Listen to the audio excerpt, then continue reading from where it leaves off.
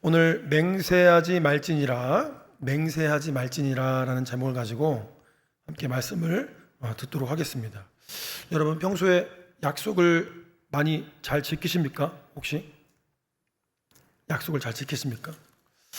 약속을 지키는 게 참 어렵죠. 저도 아들 하나를 키우고 있지만 아들한테 한번 한 말은 웬만해서는 꼭 지키려고 그렇게 노력을 합니다. 근데 그 말을 지키는 게 여러분 쉬울까요? 어려울까요? 어렵죠. 그렇죠?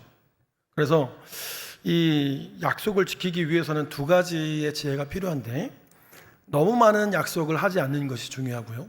두 번째는 그렇게 해서 한번 내뱉은 말은 반드시 지키려고 하는, 손해를 보더라도 지키려고 하는 노력이 필요하다라는 것입니다.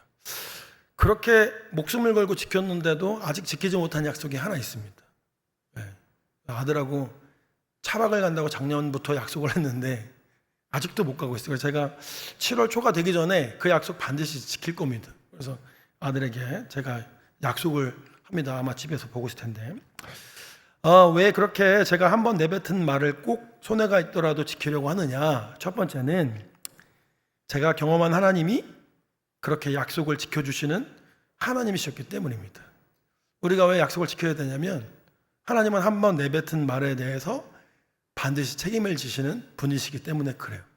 두 번째는 저라는 이 불완전한 존재를 통해서 하나님 아버지의 그 신실하심이 훼손될 수가 있기 때문에 열심히 지키려고 하는데 잘 안 됩니다.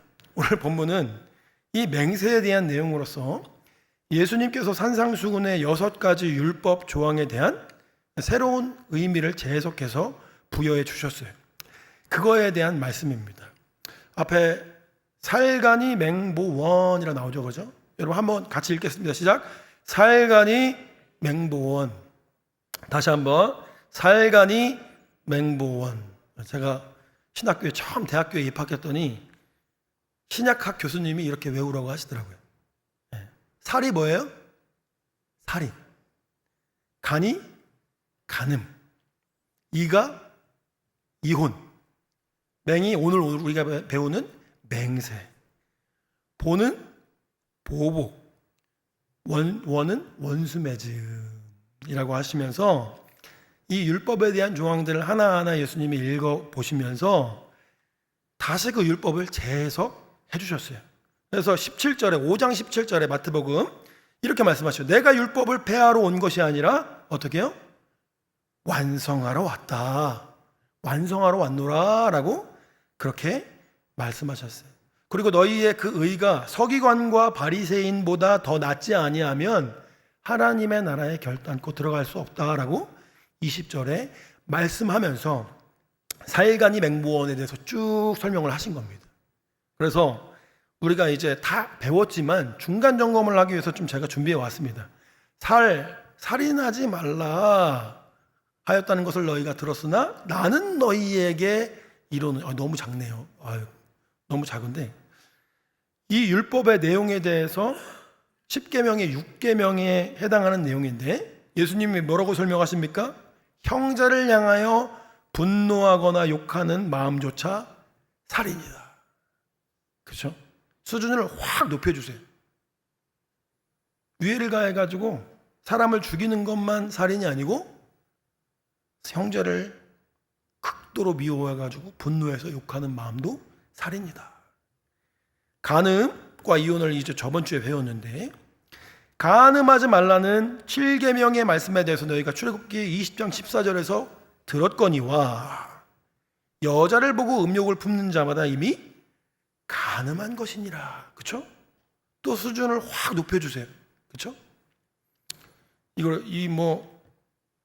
여자를 보고 음욕을 품는 자마다 이미 간음한 것이니라 해서 생각나는 하나 일화가 있는데 신학교에 들어갔더니 그 사람들이 되게 순수하잖아요.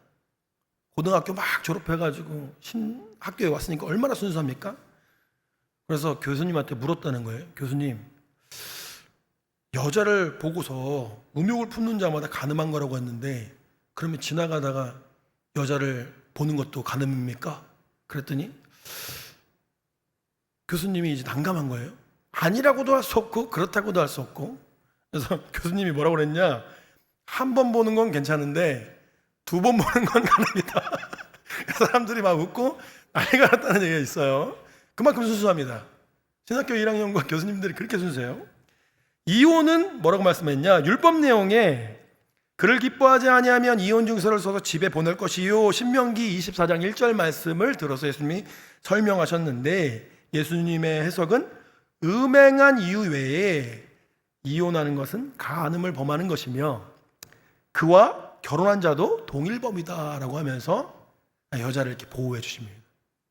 옛날 시대에 여자들이 얼마나 많이 이렇게 이유 없이 이혼을 당했겠어요. 그냥 여자를 이렇게 보호해 주시기 위해서 그렇게 해석을 해 주셔요. 쭉 살펴보니까 옛 계명과 예수님이 재해석해 주신 이 계명이 어떻게 다릅니까? 옛 계명은 쉬운 길이에요. 그냥 행위적으로 이것저것만 탁탁 피해가면 살 수 있는 길이지만, 예수님이 재해석해 주신 길은 어려운 길입니다. 어려운 길이에요. 그래서 그 종점이 원수매에 대해서 예수님이 재해석해 주시면서 원수를 사랑하라 이렇게 말씀해 주시잖아요. 그리고 예수님은 그것을 자기의 삶에서 십자가에서 실제로 완성하십니다. 보복하지 않고 원수를 사랑하는 것으로 자신의 사명인 종점에서 이 말씀을 이루고 돌아가세요. 오늘 맹세에 대한 내용인데, 오늘 이 맹세에 대해서 우리가 깊이 있게 한번 알아가 보기 원합니다. 우리가 맹세하면은 어렸을 때의 친구들이랑 같이 손가락 걸면서 맹세 뭐 이런 말 많이 하신 적이 있을 겁니다. 그죠? 맹세라는 이 단어를 사전에서 찾아봤더니 신 앞에서 약속하는 것, 그리고 사람끼리 꼭 이루어 주겠다라고 지키겠다고 굳게 다짐하는 것이 맹세다 이렇게 나와 있습니다. 기독교 문화가 뿌리내린 이 서양에서는 유난히 신께 이렇게 맹세한다라는 표현을 아주 많이 썼어요. 그래서 I swear by God 이런 말을 많이 썼다고 합니다. 그렇죠? 마찬가지로 유대인들도 하나님의 이름을 언급하면서 신께 맹세한다는 말을 많이 썼는데, 성경에 보면은 내가 여호와를 가리켜 맹세하노니, 그죠? 그리고 내가 여호와의 사심을 두고 맹세하노니, 이런 표현 많이 들어보셨을 겁니다. 그죠? 제가 그걸 쭉 검색해 보니까 되게 많이 나와요. 한두 개가 아닙니다. 왜냐하면 유대인들이 이런 표현을 평소에도 진짜 많이 썼다라는 것이에요. 근데 이 모든 약속을 다 지킬 수 있으면은 무엇이 문제겠습니까? 근데 그래서 10계명의 3계명에는 이렇게 말씀하고 있죠. 너는 너의 하나님 여호와의 이름을 어떻게 하지 말라고요? 망령되이 부르지 말아라. 하나님의 이름 여기저기 막 갖다 붙이면서 너 그렇게 이용하지 말아라, 이런 말씀이죠. 망령되이 부르지 말라라고 설명하셨어요. 저는 이 10계명의 3계명을 어떻게 해석하느냐, 지난번에 제가 빛과 소금의 말씀에서 설명드렸던 맛을 잃은 소금, 그 암염의 비유를 제가 설명드렸잖아요. 그죠? 그 비유처럼 하나님의 이름이 남용이 되어가지고 이리저리 이렇게 치이고 다니는 거예요. 하나님의 이름이 사람들이 발로 툭툭 걷어차면서 하나님의 이름에 쓸데없이 의미 없이 함부로 이렇게 굴러다니고 발설되는 상황을 그렇게 설명한 겁니다.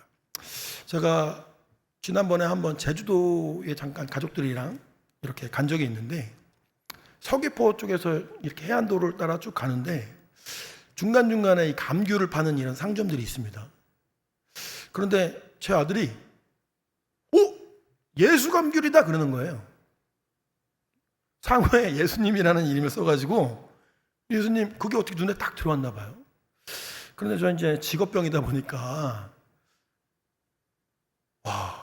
예수님이라는 이름을 상호를 저렇게 함부로 써도 되나? 이런 생각이 불현듯하게 들었어요. 왜 그래요, 여러분? 자선 사업을 하거나 이윤 추구를 하지 않을 목적을 위해서는 그 이름을 쓸 수 있지만, 여러분, 우리가 거래를 하고 장사를 하고 사업을 해보면 다 도와야 될 때도 있고, 그죠? 때로는 손해보지 않기 위해서 속여야 될 때도 있고. 근데 이 예수님이라는 이름을 참 그렇게 쉽게 사용할 수 있는가라고 개인적으로 생각했던 적이 있어요. 오늘 본문 말씀 33절 말씀을 함께 읽고 한번 설명 이어가도록 하겠습니다. 시작. 또 옛사람에게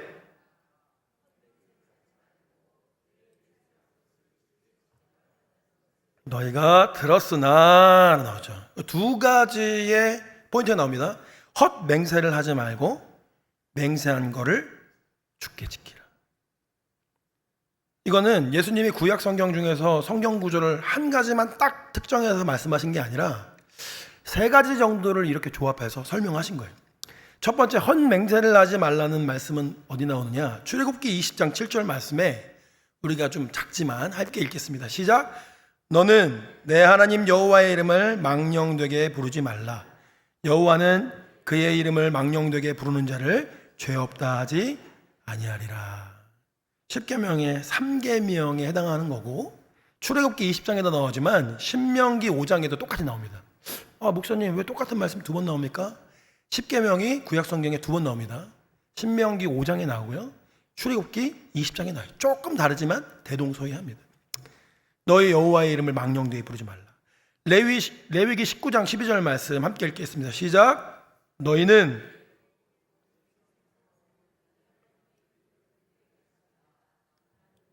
여호와니라 말씀하셨죠. 이 두 가지의 말씀을 버무려 가지고 헛맹세를 하지 말라고 예수님이 말씀해 주셨던 거예요.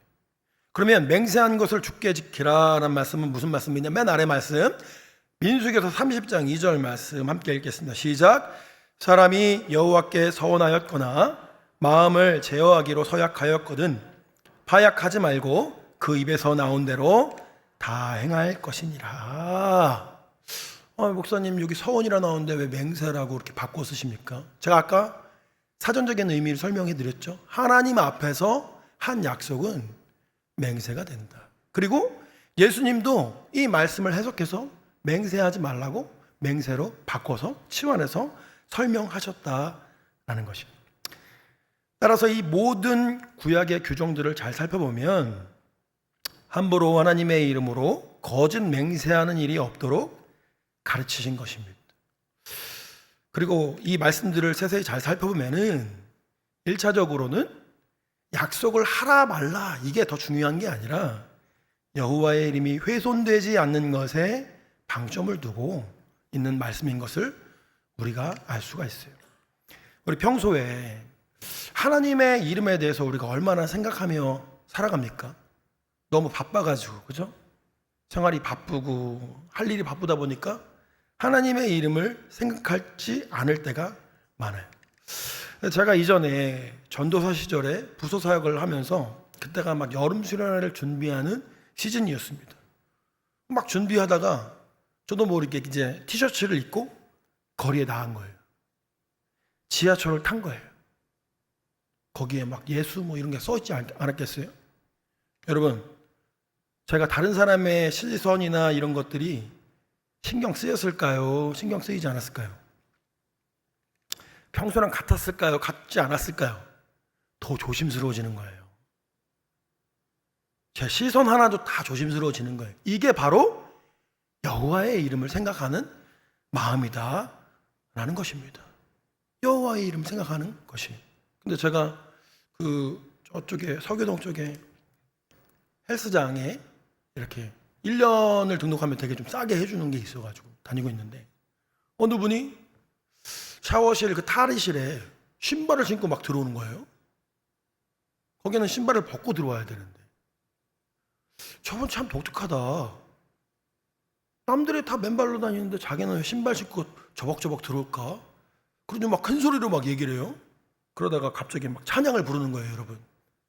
주 예수 사랑 하면서 찬양을 부르는데 제가 너무 부끄러워가지고 도망 나왔어요. 제가 사람들이 그 모습 보면서 누구를 욕하겠느냐, 여호와의 이름이 욕보이지 않겠느냐라는 것이. 34절에서 36절 말씀 우리가 함께 읽겠습니다. 시작. 나는 너희에게 이르노니 도무지 맹세하지 말지니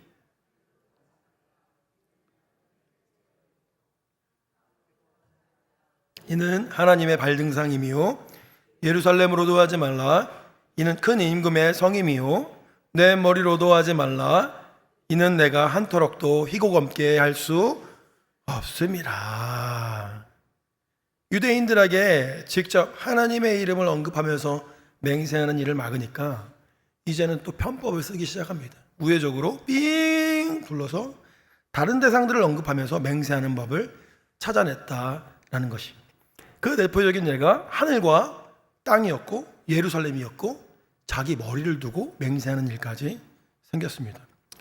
왜 하늘과 땅이었냐? 그것은 매우 넓어서 어디에나 있고 변하지 않는다고 그때 당시에 사람들은 생각했기 때문이에요. 예루살렘은 또 왜 그러냐? 유대인들이 이스라엘에 살 때뿐만 아니라 세계 어느 곳에 살더라도 예루살렘과 또 하나님의 성전이 있는 그 성전을 향해서 기도했다는 것은 우리가 다니엘서를 통해서도 알 수가 있죠. 페르시아에서 다니엘이라는 사람이 하루에 3번 예루살렘을 향해서 창문을 열고 기도하지 않습니까? 그러니까 맹세를 할 때 이 예루살렘을 두고 맹세를 하는 거예요. 그뿐만이 아니라 유대인들에게 있어 머리란 명예와 위엄을 상징했기 때문에, 그래서 자기의 명예를 걸고 맹세한다는 의미에서 자기의 머리를 두고 맹세한 것입니다. 근데 여러분 한번 생각해 보십시오. 사실 정직한 사람, 약속을 반드시 지키는 성실한 사람에게 맹세가 필요 있을까요? 맹세할 필요가 없죠. 주변에 그런 사람 있지 않습니까? 아, 그 사람이 말하면 돼. 뭐 그런 거 필요 없어. 그 사람 반드시 해주는 사람이야. 이런 사람이 있지 않습니까? 100여 년 전에 이 일본에서 그리스도인의 비율이 여러분 0.3%에 불과했다는 거예요. 100여 년 전에. 그런데 그 당시에 은행에서 그 항목에 크리스찬입니다라는 이 항목이 있어가지고 그걸 체크를 하면은 소액에 대해서 담보 없이 무의도 이렇게 빌려줬다는 거예요. 그 사람들한테. 여러분 왠지 아세요? 0.3%지만 그 사람들의 영향력이나 성실함이나 정직함이라는 것은 이미 그 사회에 정평이 나 있고 소문이 나 있었기 때문에 가능했다라는 것이죠. 근데 우리는 지금 한국에 살아가면서 어떻게 합니까? 주변에서 이제 예수님 잘 믿는다고 하면 좀 조심해야 됩니다. 왜? 그 예수님을 빙자해서, 그 믿음을 빙자해서 다가오는 사람들이 있기 때문에. 만약에 세상 모든 사람들이 다 약속을 지키고 거짓말을 하지 않는다면은 계약서나 증인이나 맹세나 이런 것들이 다 무슨 소용이 있겠습니까? 결국 맹세란 나 자신 말고 무언가 다른 대상, 때로는 신을 찾아내서 그 대상을 봐서라도 믿어달라고 하는 것이 아니겠느냐라는 말이에요. 그래서 사기꾼들이 가장 많이 하는 그 허풍 중에 여러분 뭐가 있습니까? 사진 들이밀면서 내가 이런 사람들과 친하다, 내 이런 사람 잘한다, 내 당신 문제 해결해 주겠다, 이런 사람들이 얼마나 많겠느냐라는 거예요. 그러므로 제일 중요한 것은 맹세를 하느냐 마느냐, 혹은 누굴 걸고 맹세하느냐가 아니라 바로 우리의 그 마음가짐이 문제다라는 것입니다. 우리의 마음가짐이 깨끗하고 정직하면 맹세가 무슨 필요가 있겠습니까? 제가 아까 말씀드린 0.3%의 그 일본인들, 그들이 가졌던 성실함과 정직함과 신용을 우리가 배워야 된다라는 것입니다. 얼마 전에 그 연예인 이상민 씨가 자기가 진 빚 80억을 채무를 다 상환했다라는 기사를 여러분 보신 적이 있을 것입니다. 80억을 갚는데 10년이 넘는 세월이 걸렸어요. 사실 이 사람은 자기가 파산 신청을 하면은 갚을 필요가 없거든요. 그 사람의 모습 보면서 아, 저 사람이 진짜 웬만한 그리스도인들보다 더 낫다 이런 생각을 했던 적이 있어요.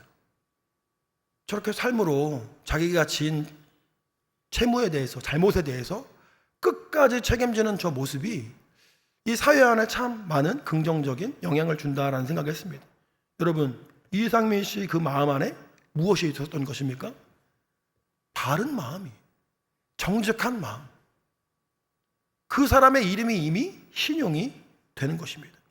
그래서 바로 예수님께서 34절에 도무지 맹세하지 말라고 말씀하신 것은 내 마음이 정직하고 깨끗하다고 한다면 그런 맹세가 뭐가 필요가 있겠느냐라는 말씀이기도 하다는 것이. 그렇다면 여기서 한 가지 생각해 보아야 할 사실이 있습니다. 예수님은 모든 맹세를 다 잘못된 것으로 보고 금지하신 것일까? 그럴까요? 근데 우리가 결혼식 하면서 여러분 혼인서약 하잖아요.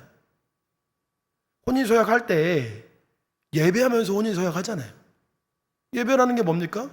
하나님의 영을 모셔두고 하나님 앞에서 혼인서약 하는 거잖아요. 그럼 이건 맹세잖아요. 그럼 그것도 하지 말아야 됩니까?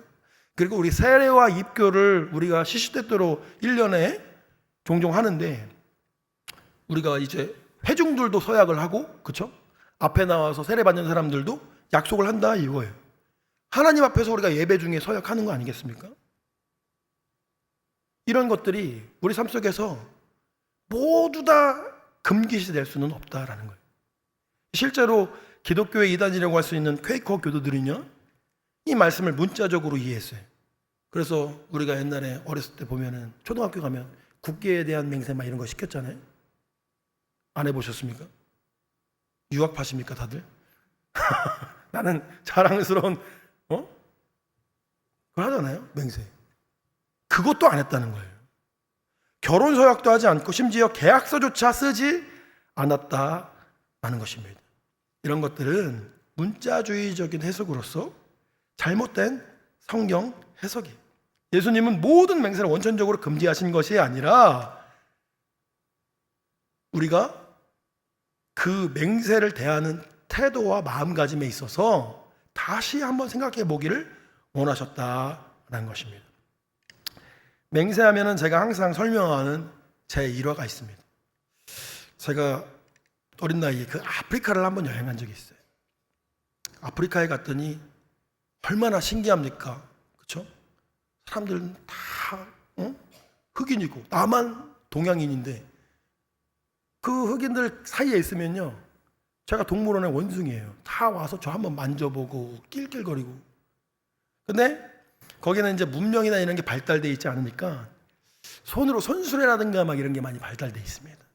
어떤 한 청년이 손수레를 끌고 가는데 거의 정말 사람이 끌고 갈 수 있나, 자동차만한 손수레를 확 끌고 가는 거예요. 너무 무거우니까 몸이 이렇게 기울어져서 막 끌고 가는 겁니다. 제가 너무 멋있어서 사진을 막 찍었어요. 근데 이 청년이 찍지 말라는 거예요. 아프리카 사람들은 그때만 해도 사진을 찍으면 영혼이 사종으로 박제된다고 생각했어요. 사진을 찍지 말라고 막 그러는 거예요. 당신이 너무 존경스럽고 이 일하는 모습이 너무 멋있어서 내가 사진을 찍는다. 그랬더니 이 사람이 그러면 그 사진 나중에 너네 나라 가가지고, 우리나라는 이렇게 사진 현상하는 게 많이 없으니까 너네 나라에 가서 사진을 나한테 꼭 보내달라. 그래서 내가 내가 보내주겠다. 그랬더니 지금까지 한 20명이 약속하고 갔는데 한 번도 사진을 못 받았다는 거예요. 그래서 제가 거기서 자존심에 스크래치가 났습니다. 이 사람이 나를 뭘로 보고, 내가 신학생인데 그래서 내가 하나님을 믿는 사람이다. 나는 한번 약속한 거 반드시 지킨다. 내가 반드시 당신한테 보내주겠다라고 약속하고 그 나라를 떠나서 남아공으로 갔습니다. 여러분, 근데 남아공의 그 요하네스버그라고 아십니까? 요하네스버그의 강도가 그렇게 많은데 대낮에 강도를 당했는데요, 여러분. 사람이 6명이 사방에서 와가지고 제 배낭이고 카메라고 뭐고 다 뜯어가는데 어떻게 할 수가 없어요. 그리고 6방향으로 사방으로 터집니다. 제가 그때 비행기 티켓이고 뭐고 다 잃어버렸는데 여권은 있어서 계속 여행을 했는데 그 청년의 얼굴이 떠올랐어요. 내가 거기서 왜 하나님 믿는다고 얘기를 해가지고 카메라를 잃어버렸는데 사진을 어떻게 보내줄 거예요. 그때 이 말씀에 대해서 되게 제 삶으로 체험했던 적이 있어요. 맹세하지 말라는 게 그런 거구나. 그게 뭐냐면, 여러분, 우리는 존재론적으로 약속을 지키지 못할 사람들이라는 거예요. 제가 열심히 노력 안 해서 그런 게 아니고요. 제 마음이 뭔가 찌그러져서 그 사람에게 그거를 내가 해주지 말아야지 이런 마음이 들어서가 아니라 우린 존재론적으로 하나님 말씀을 다 지키면서 살아갈 수도 없고 말 안 봐도 다 지키면서 살아갈 수가 없는 죄인이다라는 것입니다. 37절에 그래서 예수님이 이렇게 말씀하시잖아요. 오직 너희 말은 옳다고 생각하면 옳다, 아니다 생각하면 아니라 하라. 이에서 지나는 것은 뭐예요? 같이 읽겠습니다. 시작. 악으로부터 나느니라. 내가 책임지지 못할 그 모든 말들은 다 악으로부터 기인한다. 내 수준과 존재를 모르고 하는 말들이다 라는 것이. 여러분, 오직 하나님 앞에서 내 신앙의 양심상 옳은 것은 반드시 예라고 말씀하실 수 있는 용기가 있길 바랍니다. 그리고 잘못된 것은 반드시 여러분의 삶 속에서 아니요 라고 말할 수 있는 용기가 있으시길 바라요. 오늘날 우리 그리스도인들이 왜 영향력을 잃어가고 힘을 잃어갑니까? 무엇이 문제입니까? 성령께서 주시는 양심적인 고백에 따라서 예라고 말할 것을 아니요라고 말하고, 아니요라 말할 것을 예라고 말하고, 또 너무나 겁이 나서 아무런 말도 하지 못하는 것이 문제가 아니겠습니까? 손해볼까봐, 남들에게 비난받거나 따돌림 당할까봐 겁이 나고 용기가 안 나서 내가 그리스도인임에도 불구하고 대충 세상 흐름에 휩쓸려 가는 인생이 되니 그것이 문제가 아닙니까? 저도 한때 다들 예라고 말을 할 때 저 혼자 아니라고 하면 말했던 적이 있어요. 아니요 말을 했다가 1년 내내 마음고생을 했습니다.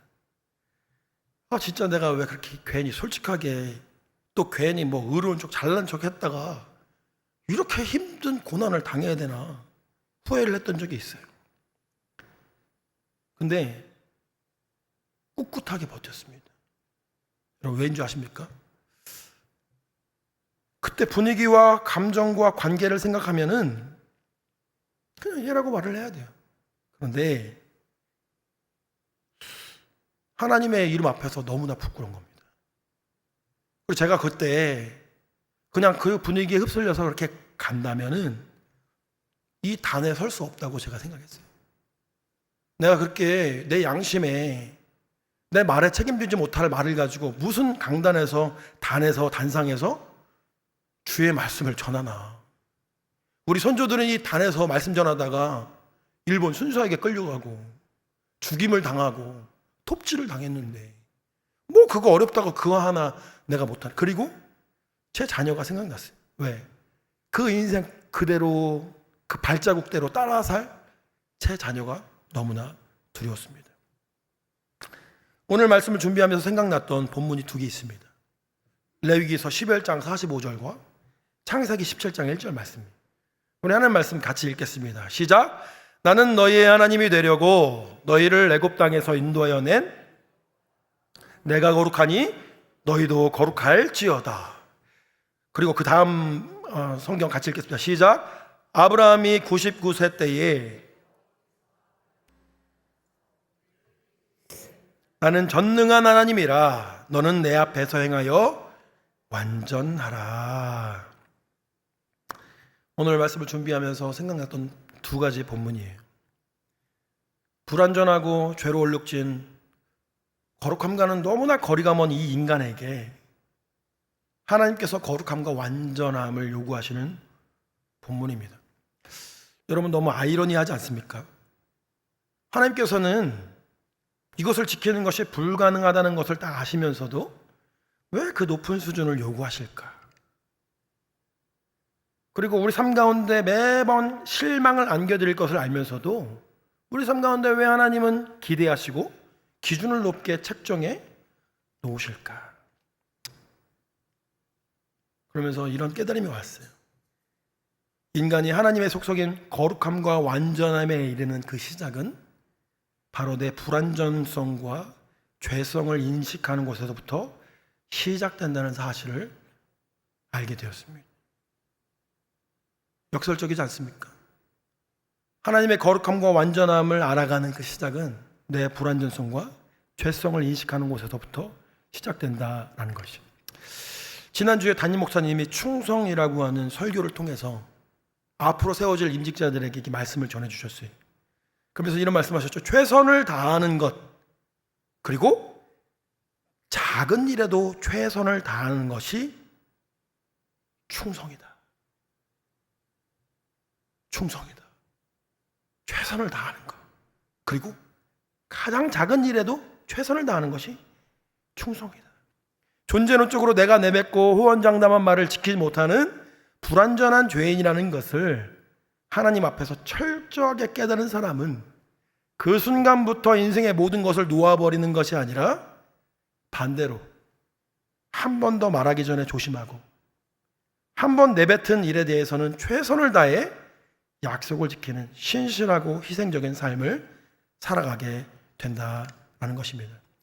우리는 이 말씀을 내게 적용하여서 1차적으로는 함부로 맹세하지 말고 지키지 못할 약속을 호언장담하지도 많은 신실한 인생이 되어야 할 것입니다. 그리고 2차적으로는 타인에게 적용하여서 내게 약속을 지키지 못했던 사람들, 언약한 것을 지키지 못한 사람들, 그 사람들 또한 있는 그대로 수용하고 받아주고 용서하는 수준 높은 인생을 살아가시기를 바랍니다.